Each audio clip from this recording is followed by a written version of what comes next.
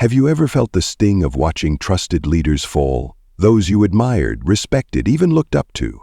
What if I told you the book of 1 Kings holds answers that could transform your understanding of leadership, power, and faith in ways you've never imagined?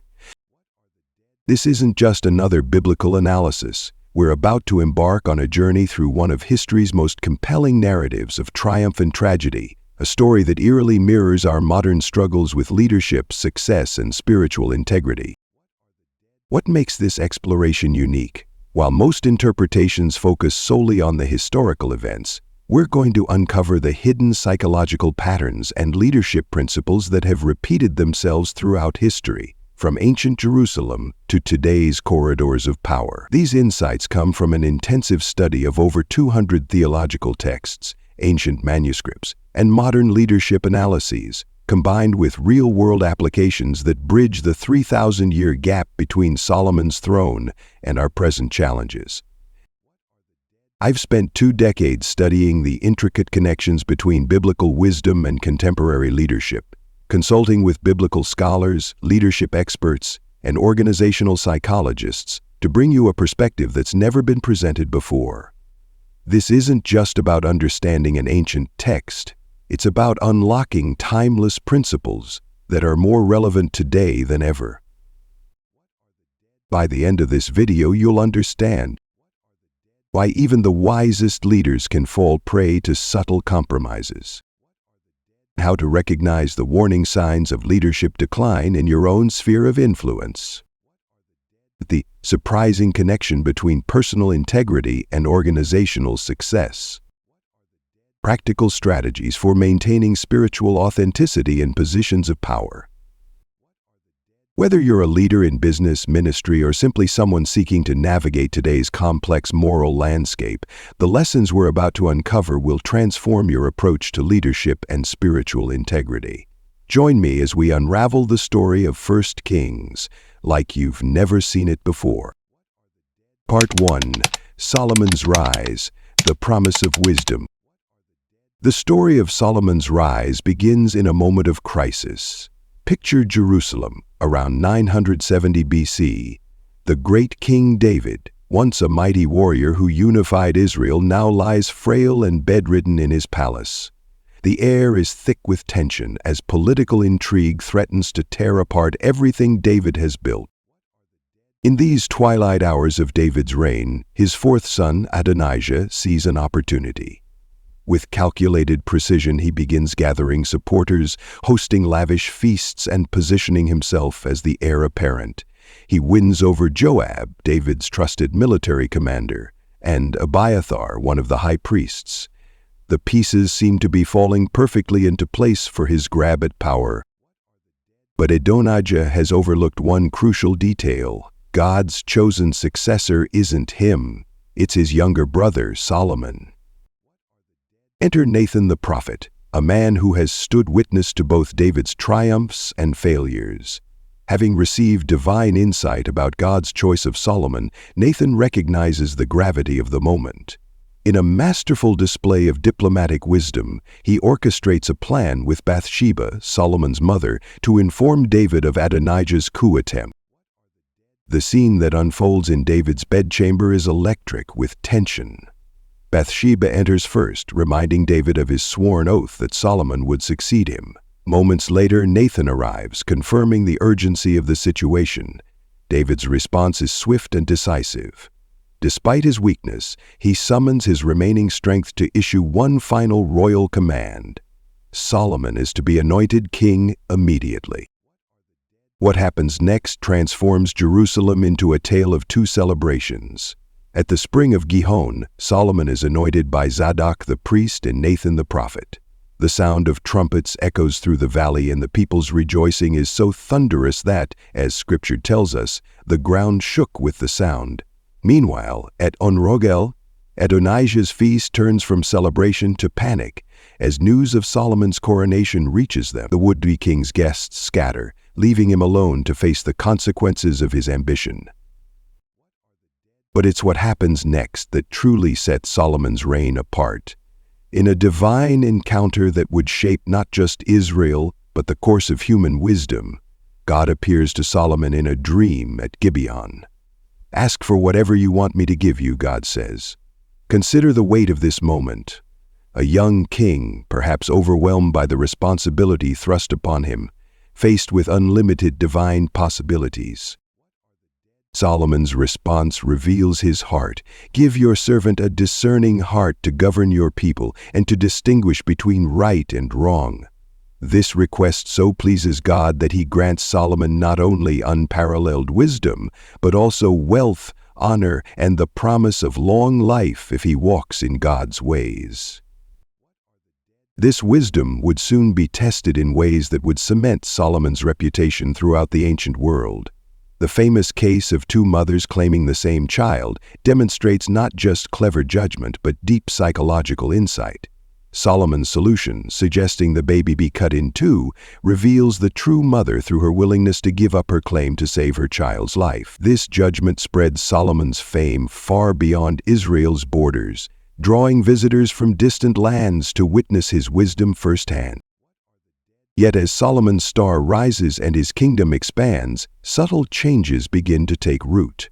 His growing wealth, his expanding harem of foreign wives, his impressive building projects, all signs of unprecedented success, but also potential seeds of future trouble.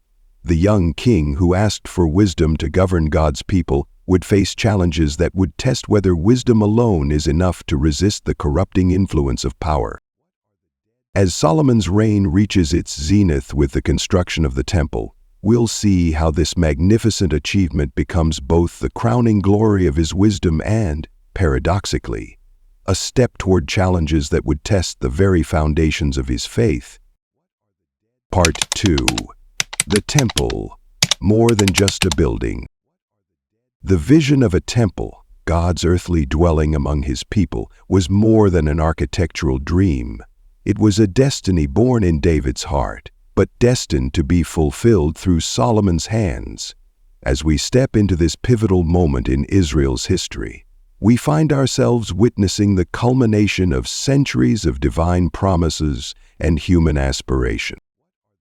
Picture Jerusalem in the early years of Solomon's reign, a city buzzing with unprecedented activity. From the quarries of distant lands came massive stones, each cut with such precision that they would fit together without mortar. Cedar logs from the forests of Lebanon, carried by thousands of workers, streamed into the city. The scale of the project was staggering. 300 forced laborers, 800 stonecutters in the hills, and 3,300 supervisors orchestrating this massive endeavor.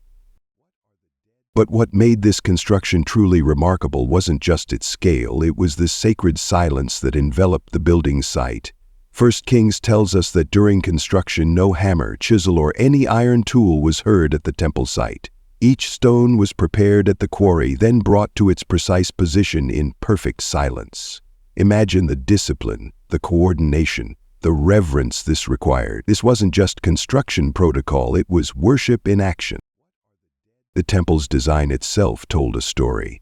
Standing approximately 90 feet long, 30 feet wide, and 45 feet high, its proportions exactly doubled those of the tabernacle, the portable sanctuary that had housed God's presence since the Exodus from Egypt. Every detail carried profound meaning. The two massive pillars at the entrance, named Jakin and Goaz, "in him is strength," stood as silent testimonies to God's faithfulness and power. Inside, the walls were overlaid with pure gold, carved with images of cherubim, palm trees, and open flowers. The most holy place, a perfect cube measuring 30 feet on each side, housed the Ark of the Covenant beneath the wings of two massive cherubim, carved from olive wood and covered in gold. The symbolic message was clear. This was where heaven touched earth. But the most dramatic moment came during the temple's dedication. Solomon had gathered all Israel's leaders, and as the priests carried the ark to its new home, something extraordinary happened. The cloud of God's glory, the same manifestation that had led Israel through the wilderness, filled the temple with such intensity that the priests couldn't stand to minister. Solomon, standing before the altar, spread his hands toward heaven and prayed words that would echo through centuries. But will God really dwell on earth? The heavens, even the highest heaven, cannot contain you. How much less this temple I have built? This moment of triumph, however, carried within it a subtle warning. God's response to Solomon's prayer was both a promise and a challenge. If the people remained faithful, his presence would dwell among them, but if they turned away, even this magnificent temple would become a heap of ruins, a warning that would prove prophetic in the years to come. The temple stood as more than just a building. It was a physical manifestation of spiritual truth. Its very existence posed a question that still echoes today. What does it mean to build a dwelling place for God? In Solomon's time, it was gold and cedar, carefully carved stones, and sacred spaces. For us, the question takes on new meaning. The Apostle Paul would later write that we are God's temple, that His Spirit dwells within us. The implications are profound. How do we build our lives as worthy sanctuaries? But even as the glory of God filled the temple, shadows were gathering on the horizon. Solomon's greatest achievement would become a silent witness to the dangers of success and the subtle ways prosperity can lead to compromise. As we'll see, the very king who built God's house would soon begin building altars to foreign gods. Part 3. The hidden cracks in Solomon's kingdom. Picture Jerusalem at its golden peak, gleaming temples, bustling markets, and delegations from distant lands arriving daily to witness the splendor of Solomon's reign. The air is thick with the scent of exotic spices brought by merchant caravans, and the streets echo with multiple languages as foreign dignitaries seek audience with the wisest king who ever lived. But beneath this dazzling surface, invisible fractures were beginning to form in the foundation of Israel's greatest dynasty. The story of Solomon's decline begins not with a dramatic fall, but with subtle compromises that seemed harmless at first. Scripture tells us that King Solomon loved many foreign women, 1 Kings 11:01. These weren't just casual relationships, they were strategic alliances. Each marriage represented a political treaty, a way to secure peace and prosperity for Israel. On the surface, it appeared to be wise statecraft. After all, wasn't peace better than war? Wasn't economic prosperity good for everyone? But God had specifically warned Israel about such marriages. In Deuteronomy 7:03-4, "Do not intermarry with them, for they will turn your children away from following me to serve other gods." Solomon, in his political wisdom, thought he could navigate these waters without compromising his faith. He was wrong. Each new alliance brought with it not just a wife, but an entire cultural and religious system. These women came from courts where Baal, Molech, and Ashtoreth were worshipped with elaborate ceremonies. They arrived with their own priests, their own customs, and their own expectations. Solomon, perhaps thinking himself strong enough to resist their influence, began making small accommodations. First, it was private altars for his wives to worship their gods. After all, wasn't it only diplomatic to respect their beliefs? Then came the construction of high places on the hills outside Jerusalem. The same hands that had built the temple to Yahweh were now crafting shrines to false gods. The irony was bitter. The king who had prayed so eloquently at the temple's dedication was now dividing his loyalty between the one true God and the deities of surrounding nations. But the cracks weren't just spiritual. Solomon's famous wisdom began to show its limits. His massive building projects, the temple, his palace, the fortification of cities, required enormous resources. To fund these ambitions, he implemented a system of forced labor and heavy taxation that began to strain the unity of the tribes. The same king who had asked God for wisdom to govern justly was now burdening his people with demands that would eventually tear the kingdom apart. The book of Ecclesiastes, traditionally attributed to Solomon, perhaps gives us a glimpse into his state of mind during this period. I denied myself nothing my eyes desired. I refused my heart no pleasure. Ecclesiastes 2:10. The wisest king was becoming a slave to his own desires, accumulating wealth, wives, and wisdom itself as if they could fill a growing void in his soul. The consequences were devastating. Scripture records that the Lord became angry with Solomon because his heart had turned away from the Lord, the God of Israel, who had appeared to him twice. 1 Kings 11:9. The emphasis on these two divine appearances makes the tragedy even more profound. This wasn't a king who had never experienced God's presence.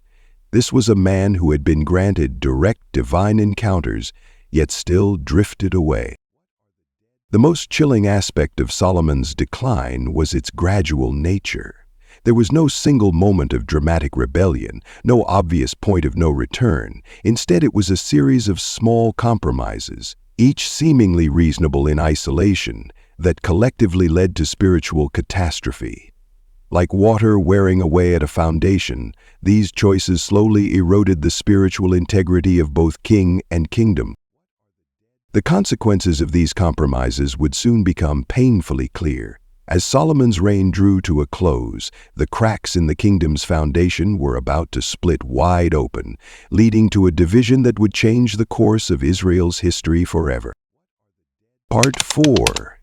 The Division of a Kingdom, a tale of pride, power, and divine providence.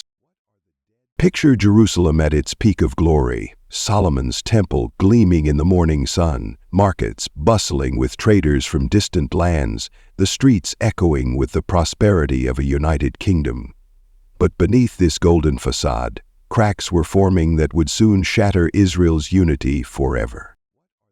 As Solomon's life drew to a close, the weight of his excessive taxation and forced labor had left deep wounds in the nation's spirit. The people were restless, their backs bent under the burden of maintaining the kingdom's grandeur. This was the powder keg that Solomon's son, Rehoboam, would inherit, though he couldn't yet see the spark that would ignite it. The scene shifts to Shechem, an ancient city steeped in covenant history. It was here, centuries before, that Abraham had received God's promise, and where Joshua had led the people in renewing their commitment to the Lord. Now, this sacred ground would witness a different kind of covenant, one that would either heal or break the nation. The people, led by Jeroboam, a former official under Solomon, approached Rehoboam with a reasonable request. "Your father put a heavy yoke on us, but now lighten the harsh labor and the heavy yoke he put on us, and we will serve you." The air was thick with tension as they awaited his response. This was Rehoboam's moment, a chance to either bind the kingdom together or tear it apart. In what would prove to be a fateful decision, Rehoboam asked for 3 days to consider their petition. First, he sought counsel from the elders who had served his father Solomon. Their advice was wise and measured. "If today you will be a servant to these people, and serve them, and give them a favorable answer, they will always be your servants." But Rehoboam wasn't satisfied. Perhaps pride clouded his judgment, or maybe the allure of absolute power proved too tempting. He turned instead to the young men who had grown up with him in the palace, men who knew luxury but not wisdom, power but not responsibility. Their counsel was catastrophically different. "Tell them, my little finger is thicker than my father's waist. My father laid on you a heavy yoke, I will make it even heavier. My father scourged you with whips, I will scourge you with scorpions." The moment of truth arrived. Standing before the assembled people, Rehoboam made his choice. With words dripping with arrogance, he delivered the harsh response, sealing his fate and that of the kingdom. The reaction was swift and devastating. The northern tribes, their worst fears confirmed, declared, "What share do we have in David? What part in Jesse's son? To your tents, Israel! Look after your own house, David!" In an instant, the unity forged by David and maintained by Solomon shattered. 10 tribes broke away, forming the northern kingdom of Israel under Jeroboam's leadership. Only Judah and Benjamin remained loyal to Rehoboam, creating the southern kingdom of Judah. But the tragedy wasn't over. Jeroboam, now king of the north, faced a critical challenge. The temple, the center of worship, remained in Jerusalem, in Rehoboam's territory. Fearing that religious pilgrimages to Jerusalem would eventually lead his people back to David's house, Jeroboam made a fateful decision that would haunt Israel for generations. He established 2 golden calves, one in Bethel and one in Dan, declaring, "Here are your gods, Israel, who brought you up out of Egypt." This act of political expediency became spiritual catastrophe, setting the northern kingdom on a path of idolatry from which it would never recover.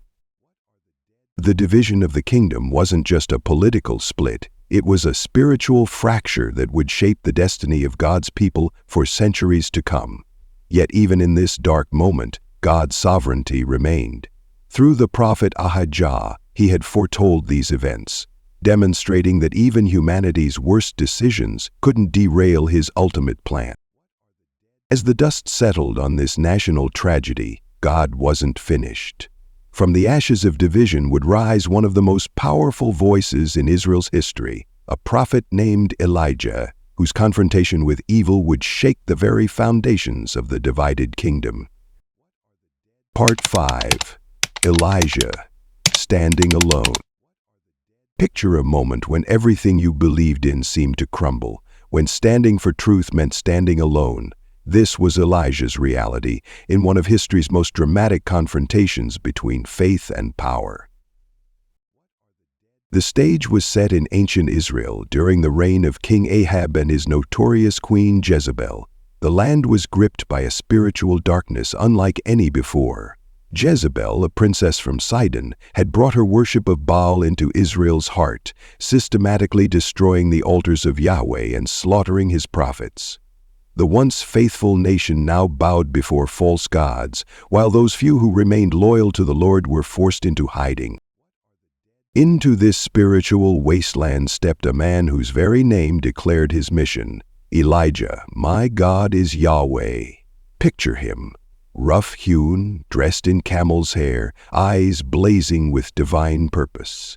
His first appearance before King Ahab was as dramatic as it was bold. Without ceremony or introduction, he declared, "As the Lord, the God of Israel lives, whom I serve, there will be neither dew nor rain in the next few years except at my word." This wasn't just a weather forecast, it was a direct challenge to Baal's supposed power over rain and fertility. Imagine the tension in that moment. A lone prophet daring to challenge not just a king, but the very gods he served. For 3.5 years, the drought gripped the land. Fields withered, streams dried up, and desperation grew. During this time, God led Elijah on an extraordinary journey of faith. First to the Kerith ravine, where ravens, considered unclean by Jewish law, brought him bread and meat. Then to Zarephath, in the heart of Baal-worshipping territory, where a widow's last handful of flour and drops of oil miraculously never ran out. But the true climax of Elijah's story unfolded on Mount Carmel. Picture the scene. A solitary figure standing before thousands of Israelites, challenging 450 prophets of Baal to a divine showdown. "How long will you waver between two opinions?" his voice rang out across the mountainside. "If the Lord is God, follow him. But if Baal is God, follow him." The contest was simple yet profound. Each side would prepare a sacrifice, but neither would light the fire. The God who answered with fire from heaven would prove himself to be the true God. From morning until noon, the prophets of Baal danced, shouted, and even cut themselves, crying out to their God. Nothing happened. "Perhaps he is sleeping," Elijah mocked, his words cutting through their increasingly desperate cries.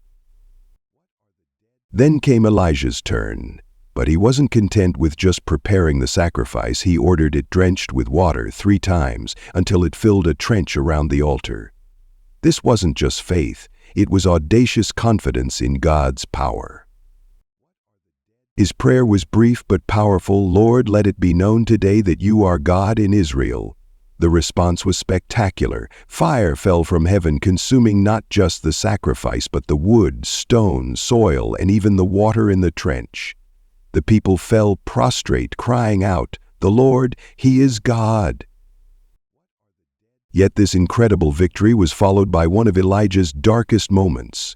When Jezebel threatened his life in retaliation, this mighty prophet of God fled into the wilderness, exhausted and discouraged. Here, God met him not in fire or earthquake, but in a gentle whisper, reminding us that divine power manifests in unexpected ways. This story resonates deeply today. In a world where standing for truth often means standing alone, where compromise seems easier than conviction, Elijah's courage challenges us. His story teaches us that one person aligned with God's purpose is more powerful than any opposing force.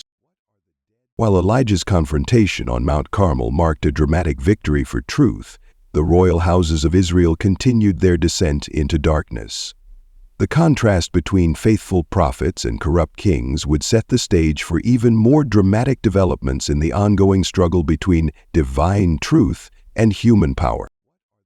Part 6. The Tale of Two Kingdoms. The tale of two kingdoms unfolds like a Greek tragedy, but with consequences that would echo through millennia. Picture Jerusalem, once the crown jewel of a united Israel, now becoming the focal point of a devastating civil war that would tear apart the nation God had so carefully crafted. The story begins in the aftermath of Solomon's death, around 930 BC. The kingdom stands at a crossroads, and Solomon's son Rehoboam faces his first crucial test as the new king. The people, weary from decades of heavy taxation and forced labor under Solomon's ambitious building projects, come to him with a simple plea: "Lighten our burden, and we will serve you faithfully." Imagine the tension in that moment.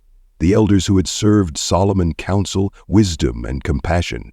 "Be a servant to these people today," they urge, "and they will always be your servants." But Rehoboam, perhaps intoxicated by his newfound power, turns instead to his young friends who grew up in the lap of luxury with him. Their advice drips with arrogance. "Tell them, my little finger is thicker than my father's waist. My father laid on you a heavy yoke. I will make it even heavier." The scene that follows is electric. Rehoboam, standing before the assembled people, delivers his fatal response: "My father scourged you with whips. I will scourge you with scorpions." In that moment, you can almost hear the sound of unity shattering. 10 tribes of Israel, their worst fears confirmed, cry out in rebellion, "What share do we have in David? We have no inheritance in the son of Jesse. To your tents, Israel! Look after your own house, David."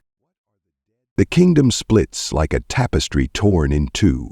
The northern tribes crown Jeroboam, once Solomon's trusted official, as their king, while only Judah and Benjamin remain loyal to Rehoboam. But this is more than just a political division. It's a spiritual fracture that will shape the destiny of God's people for generations. Jeroboam, now king of the northern kingdom of Israel, faces a dilemma. The temple, the center of worship, remains in Jerusalem, in Rehoboam's territory. Fearing that religious pilgrimages to Jerusalem might rekindle loyalty to David's line, Jeroboam makes a catastrophic decision. He establishes 2 golden calves, one in Bethel and one in Dan, declaring, "Here are your gods, Israel, who brought you up out of Egypt." The echoes of the Exodus golden calf incident are haunting and deliberate. The contrast between the two kingdoms becomes stark and telling. The northern kingdom of Israel under Jeroboam and his successors spirals into increasing idolatry. Not a single northern king would be remembered as righteous. Meanwhile, the southern kingdom of Judah, while far from perfect, maintains the temple worship and sees occasional revivals under kings like Asa and Jehoshaphat. The story reaches its dramatic climax during the reign of Ahab and Jezebel in the north. Their promotion of Baal worship and persecution of God's prophets represents the darkest hour of Israel's apostasy. Yet even then, God maintains a faithful remnant, represented by prophets like Elijah, who boldly declare, "How long will you waver between two opinions? If the Lord is God, follow him. But if Baal is God, follow him." What makes this tale particularly poignant is its relevance to our modern world. We see the same patterns playing out today, how leadership decisions can fracture communities, how compromise with culture can lead to spiritual decline, and how maintaining faith in an increasingly hostile environment requires courage and conviction. As the two kingdoms chart their separate courses, we witness a profound truth emerging, that God's faithfulness persists even through human failure. This becomes powerfully evident in our next chapter, where we'll explore how divine wisdom continues to shine even in humanity's darkest moments. Part 7. Timeless Lessons for Modern Leaders. Picture a moment that would change the course of history. Solomon, the wisest king who ever lived, standing before the newly completed Temple of Jerusalem. The sun glints off golden walls as thousands gather to witness this crowning achievement. The air is thick with incense and the atmosphere electric with anticipation. This should have been Solomon's finest hour, the moment when divine wisdom and human achievement reached their perfect synthesis. But beneath the gleaming surface, invisible cracks were forming. In this pivotal moment, Solomon had reached the apex of his reign and unknowingly stood at the beginning of his decline. The same king who had prayed for wisdom above all else was already taking steps that would eventually fracture his kingdom. The biblical account provides us with an extraordinary window into this transformation. Solomon's early reign was marked by unprecedented wisdom. When faced with the famous case of two women claiming the same child, he demonstrated brilliant discernment that amazed the nation. His wisdom drew visitors from across the ancient world, including the Queen of Sheba, who exclaimed, "The report I heard in my own country about your achievements and your wisdom is true. But I did not believe these things until I came and saw with my own eyes." 1 Kings 10:6. Yet, success often carries within it the seeds of failure. As Solomon's wealth and influence grew, so did his compromises. The Bible tells us he accumulated 700 wives and 300 concubines, many from nations God had specifically warned against. Each marriage represented a political alliance. Each alliance brought foreign gods into Israel, and each compromise pulled Solomon's heart further from pure devotion to God. The tragedy deepens when we understand that Solomon wasn't blind to the danger. This was the same man who wrote, "Guard your heart above all else, for it determines the course of your life." Proverbs 4:23. He knew the principles of wisdom but failed to maintain them in practice. The construction of the temple itself, while magnificent, took 7 years, while Solomon spent 13 years building his own palace, a detail the biblical writers include to highlight his shifting priorities. The consequences were devastating. After Solomon's death, his son Rehoboam faced a crucial leadership test. The people came asking for relief from heavy taxation and forced labor, Solomon's legacy of excess. Rather than showing wisdom, Rehoboam rejected the counsel of experienced advisors and listened to his young friends, threatening even harder conditions. His famous words, "My father scourged you with whips, but I will scourge you with scorpions." 1 Kings 12 led directly to the kingdom's division. This historical narrative offers profound lessons for modern leaders. First, success itself can become a threat to wisdom. When Solomon was young and felt inadequate, he sought God's guidance. When he became successful, he began trusting in his own understanding. Second, compromise rarely happens suddenly. Solomon's drift from wisdom came through a series of seemingly reasonable decisions, each taking him slightly further from his original principles.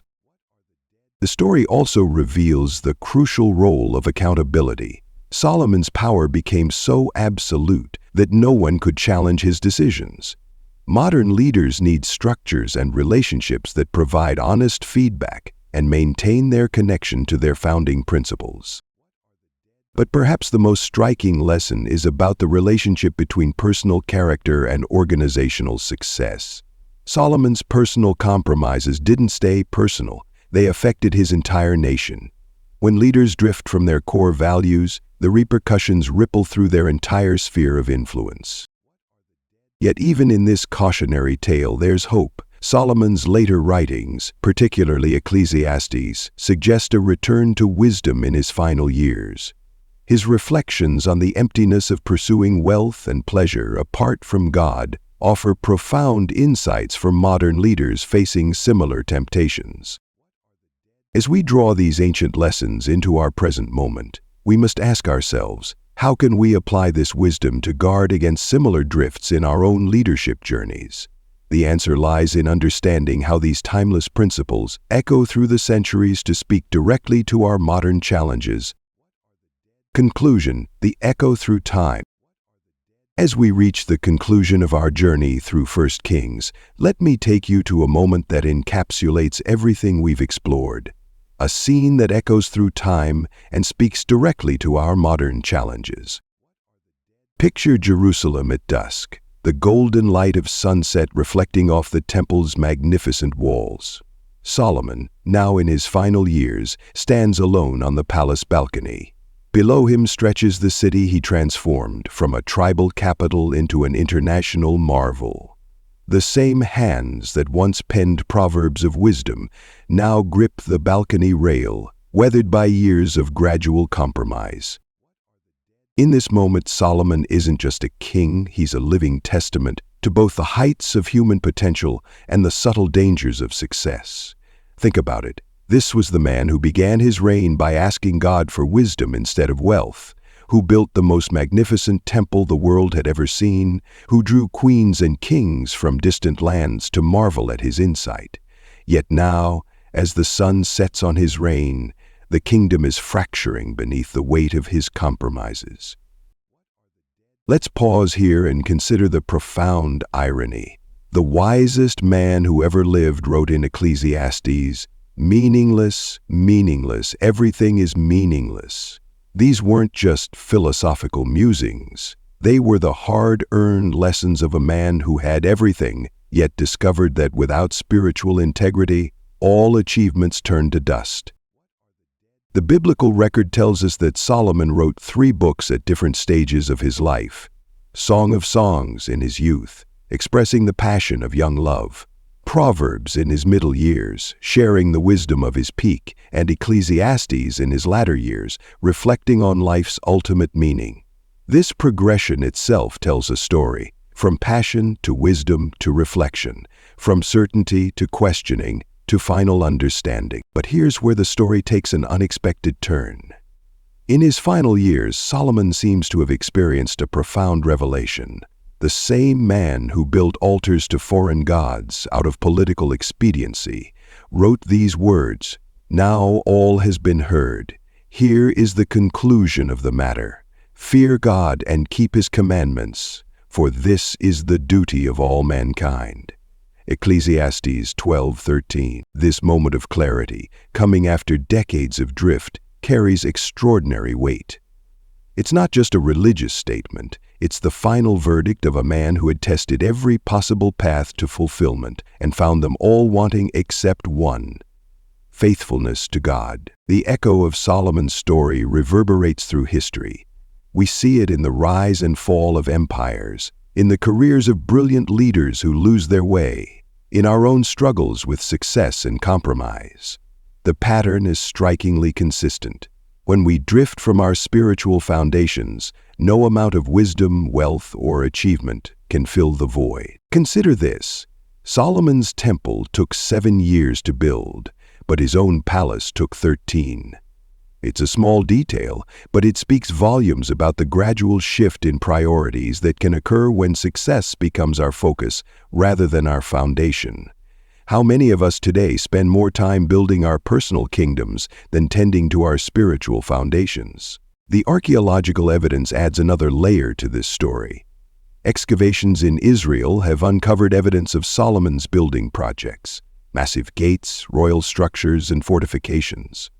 But alongside these achievements, Archaeologists have also found small shrines and idols, physical testimony to the spiritual compromise that eventually undermined his legacy. As our modern world grapples with questions of leadership, integrity, and purpose, Solomon's final reflection offers a compass point. In a culture obsessed with success, influence, and personal fulfillment, his journey reminds us that true wisdom begins and ends with spiritual authenticity. As we stand at the threshold of applying these ancient lessons to our modern lives, let's consider some practical questions that can help us avoid Solomon's mistakes while embracing his final wisdom.